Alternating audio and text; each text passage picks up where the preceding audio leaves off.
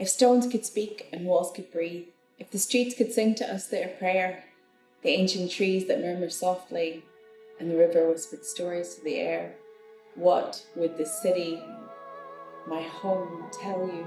What tales of fancy would it share? Derry, my birthplace, a city like no other, with more names than one place could ever bear. A border town with cityscape dreams, divided by more than its river, a narrative unlike elsewhere.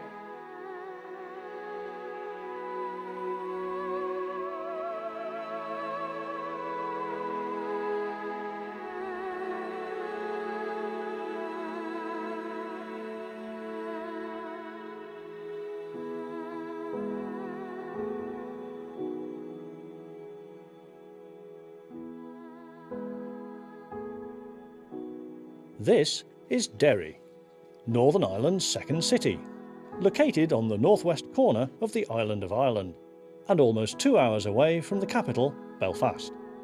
In recent years, Derry has been best known for hosting the first ever UK City of Culture celebrations in 2013, and being the setting of a hit Channel 4 sitcom. But 30 years ago, Derry was practically a war zone. The story of Derry's turbulent past is best told through its murals in the famous Bogside neighbourhood. The 30-year conflict period in Northern Ireland is generally agreed to have officially begun on October the 5th, 1968. The Northern Ireland Civil Rights Movement, formed in 1966 and taking inspiration from the American Civil Rights Movement, had compiled a list of goals, demanding equal rights for Catholic citizens under the Unionist-controlled Northern Irish government.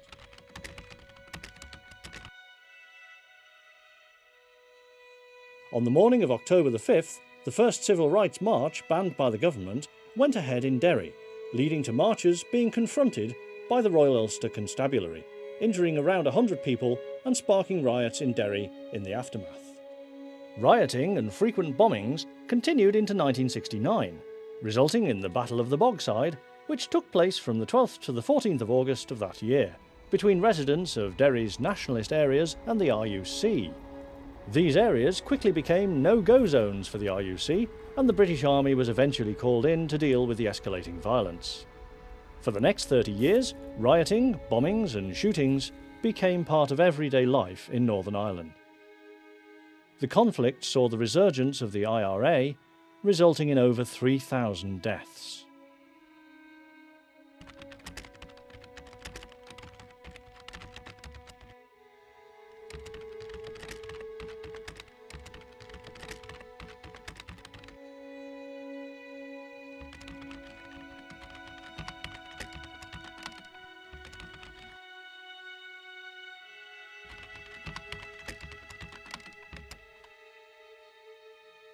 Derry was bursting with talent, from the Undertones to Seamus Heaney, but the Troubles and the lack of funding to city centre regeneration made it nearly impossible for the city to prove itself.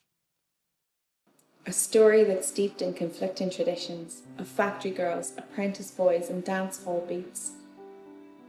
A civil rights movement that demanded better days. 68's outcry of disobedience, and people took to these streets. The following year, and some defiant graffiti, a pub conversation and a young man's upbeat declaration sets in motion recognition that speaks out in iconic rhythmic heartbeats, now a symbol the world over of hope against adversity, injustice and societal mistreats. In April 1998, following a ceasefire within the IRA and loyalist paramilitaries, and after months of peace talks between political parties, the Good Friday Agreement was passed by a large majority in a referendum. The Troubles officially came to an end. You know, I grew up outside of Derry, so I was kind of removed from all that, but to be honest, it's not really it sounds very insensitive to say, so I'm not going to say that. From my perspective, when you didn't grow up in it, at this moment in time, it's irrelevant. As in terms of living in the city, if you don't make it part of your identity, no one bothers you. You know what I mean? And so it's at that point now. It's still got some ways to go before maybe it's relaxed more, but it's at the point where you can just be an artist and you don't need to attribute to anything. Today's generation of artists in the city come together now through such tools as Facebook groups, working together regardless of religious background. This community spirit is part of what contributed to the city earning its UK City of Culture title. Perhaps the best evidence of Derry's regeneration is the success of Lisa McGee's Derry Girls, which has firmly put Derry on the map. But how is the city continuing to promote its culture and arts 6 years on since the City of Culture? With regard to promoting Irish traditions in the city, one establishment is doing very well. Culturlanu Chanin traces its roots back to Creve Cullen which provided Irish language lessons for residents of the Bogside area in 1984. When demand for these lessons became too high, the company moved to its current property on Great James Street. Today, the Culturlan is Derry's leading award-winning Irish language, arts and cultural centre. At the time of filming, another local establishment, known as the Glassworks, which operates in conjunction with the Culturlan, was chosen as one of only 3 centres in Ireland to host the visiting Connecticut-based exhibition Art and the Great Hunger. This gallery features the world's largest collection of famine-related art and tells the story of the death and displacement of over 4 million people. The event that became known as the Potato Blight occurred in Ireland between 1845 and 1849. What began as crop failures soon escalated into the worst famine in Europe in the 19th century. Facing starvation and little to no help from the British government, over 2 million Irish people emigrated to Europe and the USA, often in the infamous coffin ships. In Ulster, the province where Derry lies, the population fell by 340,000 between 1845 and 1851. To this day, Ireland's population has never recovered, and it is now the only country in Europe with a lower population in the 21st century than in the 19th. The exhibition provides a realistic and, at times, harrowing insight into the plight of the Irish people and the resulting mass immigration to America, which played a major role in over 40 million Americans claiming Irish ancestry today. Derry is renowned for telling its stories through its art, from the troubles to the undertones, from its tears to its joy. Telling the story of an event that changed the face of Ireland forever through such an exhibition as this is perhaps the best way to do so. 400 years. The city grew up around those walls. Crippling unemployment and the Derry Dad's fame, music became our tribal call in troubled times.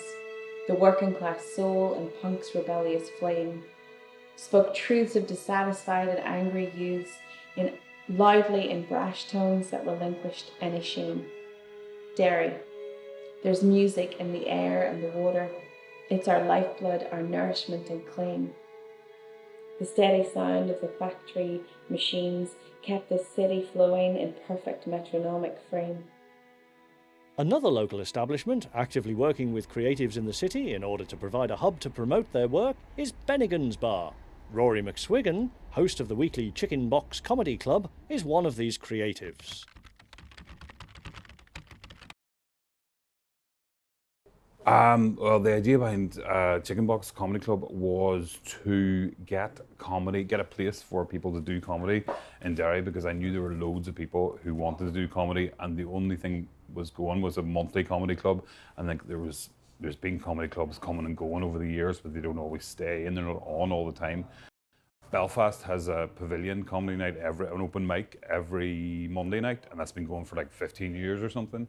And that's how a load of comics in Northern Ireland have started out. It's like you can go anytime you want and do a set. It's actually quite popular. You can't really do it that much now. So I just wanted to provide another venue, because a lot of comedians, like people have different ambitions in comedy, and people want to be stars, and people want to do loads of different stuff.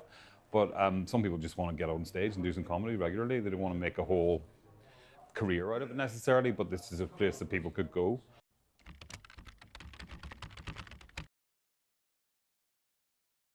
This bar is a really good place for lots of other different artistic stuff as well. They have a film club, they've got a jazz club, they would have a gaming night, computer games out the back, and it's just generally very eclectic, good place for different types of culture mixing together.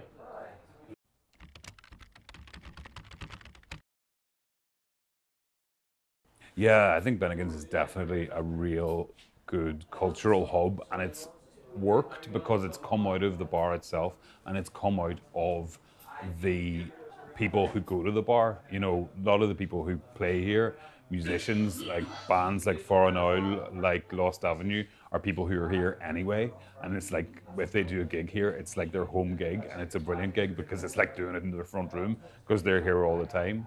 And the film club was started by customers of the bar who just loved the bar and said this would be a great place to do a film club.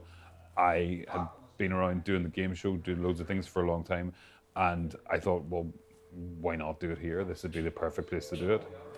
I fell in love with you when I was 8. A child enamoured by your dynamic flair. All Hallows Eve and the streets were electric. Devils danced with angels devoid of care. The night was kissed with music and laughter as the crowds gathered in Guildhall Square. The veil had thinned and demons sinned, and men walked around in skirts, legs bare. Grown adults free to play dress up and pretend. Mischief and mayhem their prescribed pair. I marveled at the costumes and creativity this city's people chose to wear for one night. Despite the normal stresses, we shed off that cloak of utter despair. We filled the streets with joy and excitement, carefree, childlike pleasure, our only dare.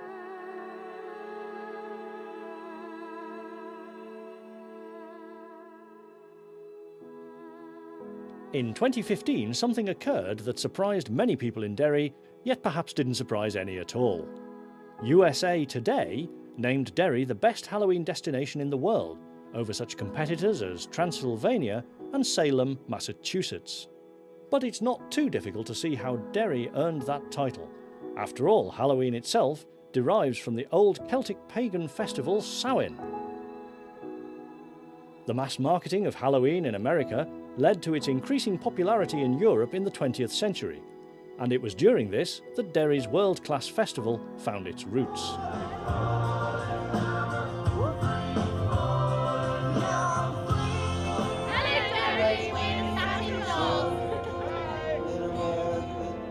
It is perhaps the Halloween festival that shows Derry's creative community spirit at its finest. After establishing the first Halloween event in 1986, the City Council has expanded the festival every year since, and the contribution from the local community to the iconic Halloween Night Parade has transformed the festival into an annual week-long event which attracts tourists from all over the world.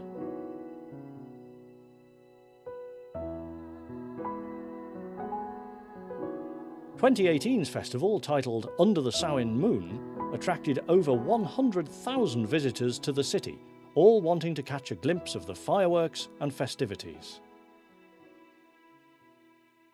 We huddled together on the banks of the Foyle to watch as fireworks light up the night. Derry, my birthplace, my city, my darling, your beauty and colour breathtakingly bright. Once called a city of culture, we celebrated and waited for that luminous global spotlight. Quickly turned, missed opportunity to showcase, leaving a bitter taste of things that were not quite. It's true, we had a year of spectacle and wonder, then diminished funding became our plight. The Halloween Festival was one of the outstanding moments of the UK City of Culture celebrations in 2013, and the legacy of that has been nothing short of magnificent. In 2016, a new event named Awakening the Walls, which features illuminations, dance, and a celebration of the supernatural on Derrick's iconic walls, further reinforced that title of the world's #1 Halloween destination. It might have been difficult to imagine 30 years ago that one day this troubled city would go on to become such a massive tourist destination for Halloween. But it is perhaps this festival that best proves Derry's regeneration since the Good Friday Agreement, as well as the spirit of the local arts community and Derry's value as a city of culture. So what does the chairman of Derry's largest theatre think of the importance of promoting arts to the people of the city?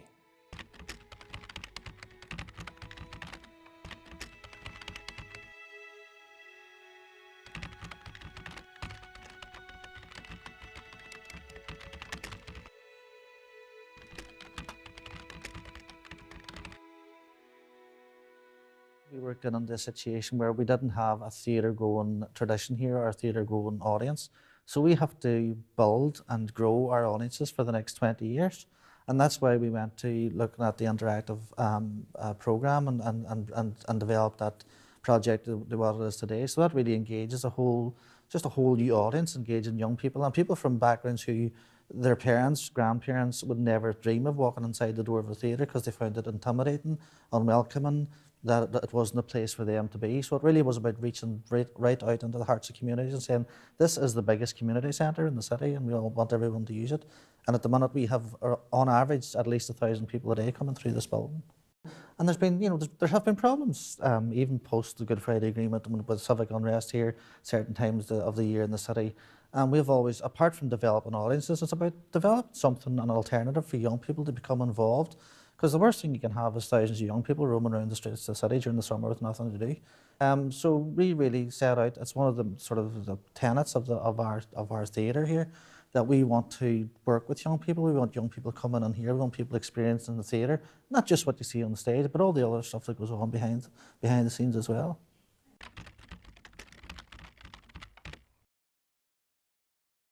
Is it about getting into a building like this?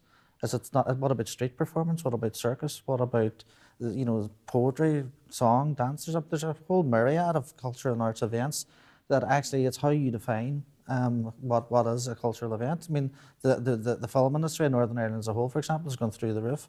We see with the thing like Game of Thrones, who obviously was a big impact in the film industry, but one of the spin-offs of that was, for example, that the University of Ulster now has to bring back a lot of the old courses in terms of craft and leatherwork, for example, and jewellery making and glass blowing and ceramics. So where do you define, where does the line stop for arts and culture? I think it's a personal definition, but really young people, what I would say is get involved, come and talk to us.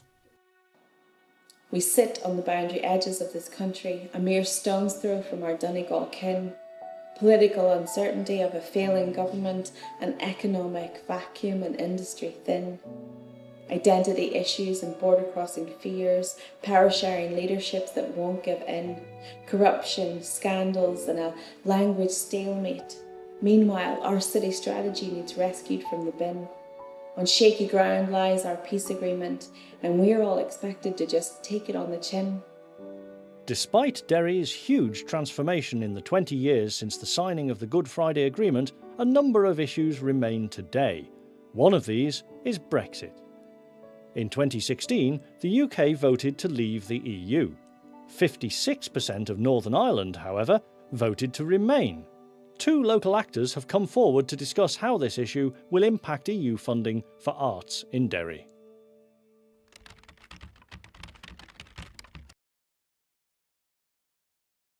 Yes, I do. I do think Brexit is going to be an issue.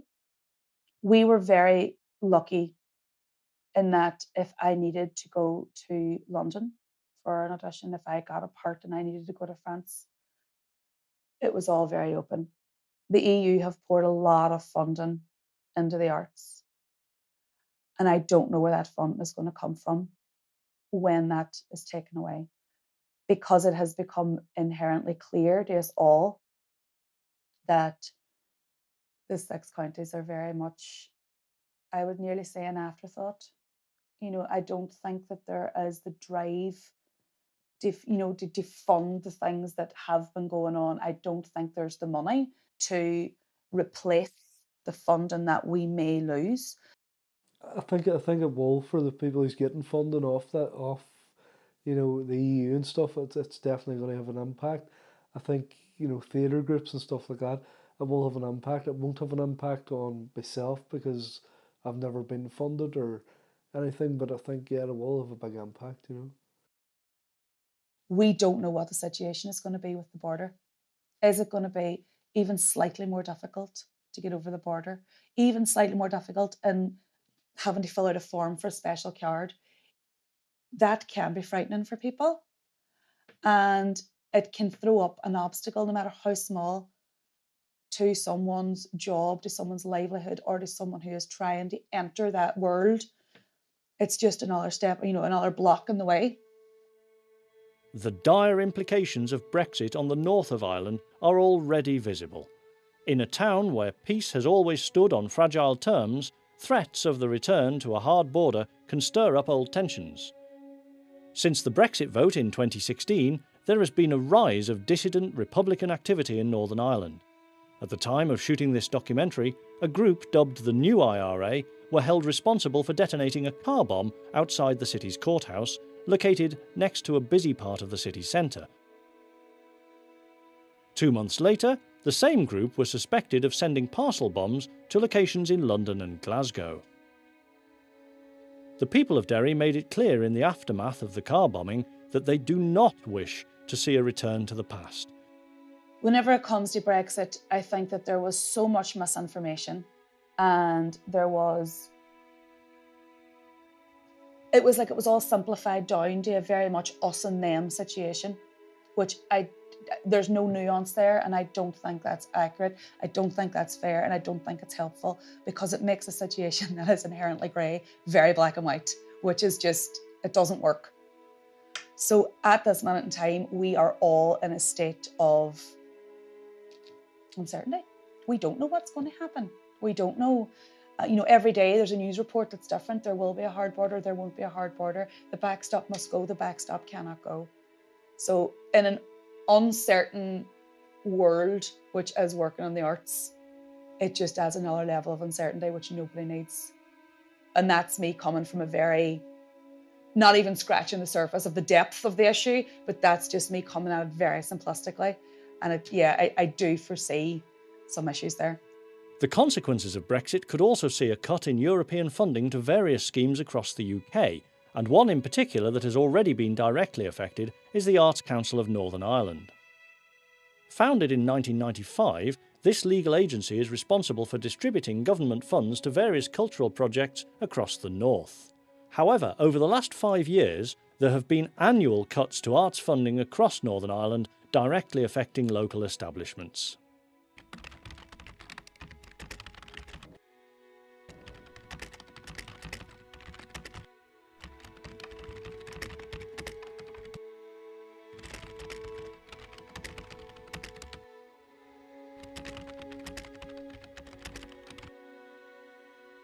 I think the people that have access to the funding, or the people that direct the funding, maybe don't exactly understand what is needed to support a scene, if you know what I mean. So there's been funding in festivals, and then that's a festival gig, like mini little festivals in a park. And so we've had, my band has played one of those before, and you get a fair fee, and that's where the funding is really going. And those things are nice, but that's not sustainable. That's just one gig.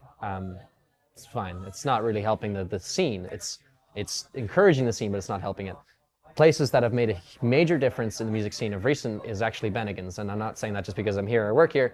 It's really where the music is at the minute.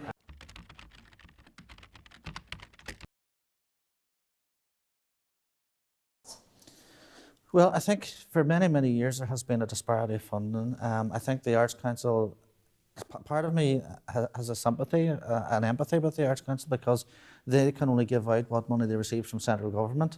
There is a lack of commitment within central government to fund the arts properly. If central government, which we don't have one, but if we had one, central government need to get their finger out. They need to take this serious, because we talk so much about tourism and about GDP and the amount of jobs in tourism. We're going to fill a place with tourists, and they're going to be wandering in the streets at night with nowhere to go and nothing to do and nothing to see day or night, unless they fund the arts. The arts is one of the strongest, fastest growing indigenous industries in Northern Ireland that government are not funding, and it's absolutely disgraceful. I would just love to see the arts and careers in the arts and jobs in the arts get the respect that maybe other jobs do get.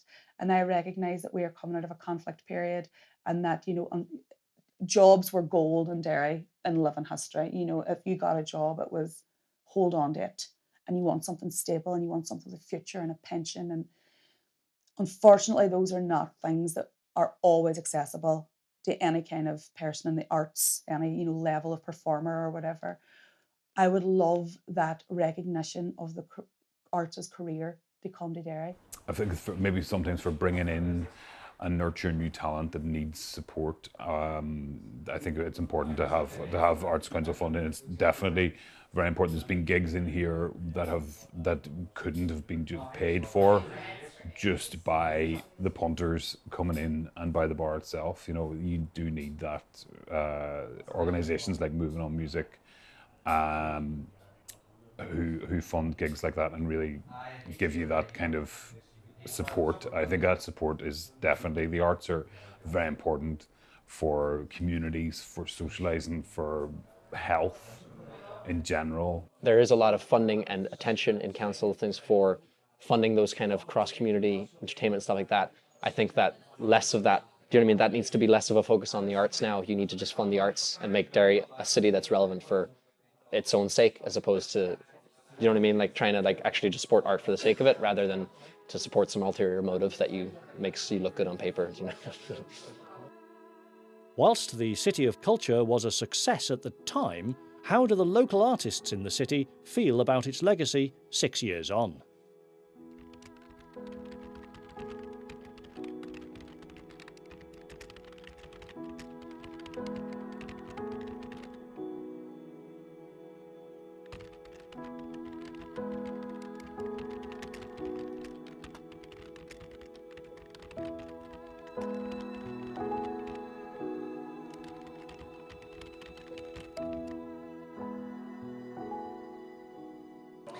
As a working musician in the city, no. I have not seen much. First of all, I have to say, City of Culture was great.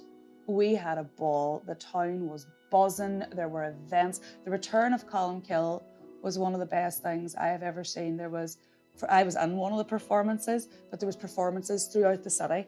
You know, looking at all aspects of the city. You know, it wasn't just about Colin Kill. The piece I was in was about factory girls, which was fantastic because the backbone of Derry was the factory girls. You know, they kept the city afloat. I just think everybody just really got on board and was excited by it. And then I think, to a certain extent, we were brought up to this pitch of this is what it could be. This is, you know, everyone's out, everyone's supporting, everyone's working. And then it just kind of rolled back. Like, for example, there was a tent. I say a tent, it wasn't a tent. It was a venue, it was called the venue. And when you went in, it was a fully functional performance space, meeting space. It had, you know, it was plumbed, it had cafes, it was great. And we all hoped, or, you know, in our innocence, hoped that this would stick around and we could use it. And because we don't have an indoor concert space in Derry, the same way that they do in all our towns in the north, we don't have it. So we thought maybe, you know, this would encourage acts to come, musicals, bigger productions. But unfortunately, that was deemed too expensive to keep. But you can still see it now as it is housing the Titanic exhibition in Belfast because they bought it. That's something that keeps coming up over and over again. In terms of the legacy, it was a difficult time, I suppose, because City of Culture came to an end just as the new council, super councils were being formed here. So the council had so many balls to keep in there. I do believe that more effort could have been in actually dealing with the legacy of City of Culture. I think the ball was missed on that, but I think it was the time we were in because there was just so many things happening, merging different councils, setting up new structures within council. So the timing didn't work in our favour.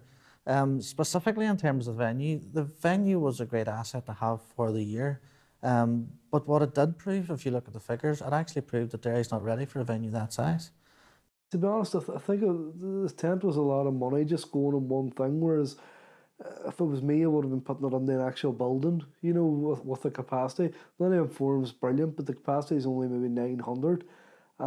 It's not a capacity that's going to bring in international artists or international plays. It's you know, so you probably need that theatre of maybe 4,000, 5,000 capacity to get on a bigger, you know, bigger acts, I suppose, you know. A lot of the concerts we put on, a lot of the concerts we ended up doing them for free because people weren't buying tickets.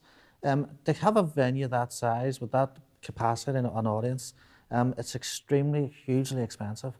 And you need a massive infrastructure to go with that. You need the city council prepared to underwrite a lot of the events. And I say you need the infrastructure, you need good road, rail, air links that we just still don't have. Hopefully we're getting there with the new infrastructure working on outside the city. We're not ready yet to have a fully year-round programmed venue that size. The city of culture is a lot of wasted money. You know, so I think, you know, I didn't benefit at all from the city of culture, so it wasn't really a benefit to me. But I think a lot of the money that was spent was silly. You know, it was just spending money on silly stuff that actually didn't need to be done. You know, if you look at the big tent over at the waterside, for the money was spent in that, they actually probably could have built a theatre that would be of capacity what the city needs. You know, I think the BBC over the years, the big weekends, like they were drawing international acts out of Braham, and even the Braham playing fields, that was a whole different, you know, Oasis, Van Morrison, different stuff, and that was on a big scale compared to what I think even the tent had offered, you know. Now, don't get me wrong, my darling city, Derry, you'll always be the place I call home, call heart, because of the people, a vibrant community that at its core values its craft and its art. We come together when we need to, each person always eager to take on their part. You see it clearly in our festivals and celebrations, in our music and poetry that was there from the start. Our hospitable welcome to strangers as friends, this familial embrace is what sets us apart. But what can be done to boost Derry's place as a regional centre for culture, despite its issues? I don't know if it's lack of imagination or if it's fear of flying. You know, it's like we could do this, but what if it all goes wrong? So we just hold ourselves back instead of going for it and trying to kind of open up the city in that way. Again, it would have been, there's problems getting tour lorries and buses into the Millennium Forum because of the walls. The walls are kind of a feature of where we're from. They're important. We knew they were there. So I don't, you know, things like that surprise me, or things like that make me think twice.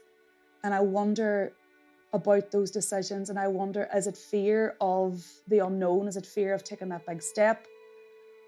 Or is it lack of planning, lack of forethought, or again, lack of respect as for the arts and for theatre and for performance as a whole, if you know what I mean?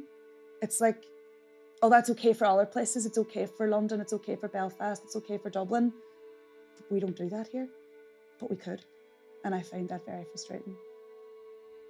The walls are a massive feature in Derry. They're huge. We're one of the very, very few cities that have our complete walls. It's important to bring those things into the common view and recognise that they belong to all of us, that, you know, we should use them, that they are historically, you know, priceless. They're a huge deal, and I think that we should use them more for performance, as a staging area, as, you know, we need to, there's a great thing at Halloween where a section of the walls is brought to life, and I go every year because I love it so much. And it's so exciting because it's a thing that we see every day, and we might say, oh, I'm just going to, you drive past them, you don't see them because they're part of our everyday life. And then you see what they could be. And it's gorgeous and it's exciting. And I wish that we could do more of that. I wish we could use the walls to do more performance, more theatre, more concerts. I don't know. Then people come in and tell me why I can't, but I would love to see it happen. I really would. Derry is kind of very different from a lot of other places in that it's got a very strong network of people. Everyone helps each other out more so than I see in other places. Even other cities in Ireland, you have different cliques, you know, different sections, whereas in Derry, everyone works together in a really nice way. I did not know that the first time Trainspotting was shown in its entirety was in the Wee Theatre in St. Consol. And Danny Boyle said himself the support that he got from Derry people was second to none, and that's why we got to see it first.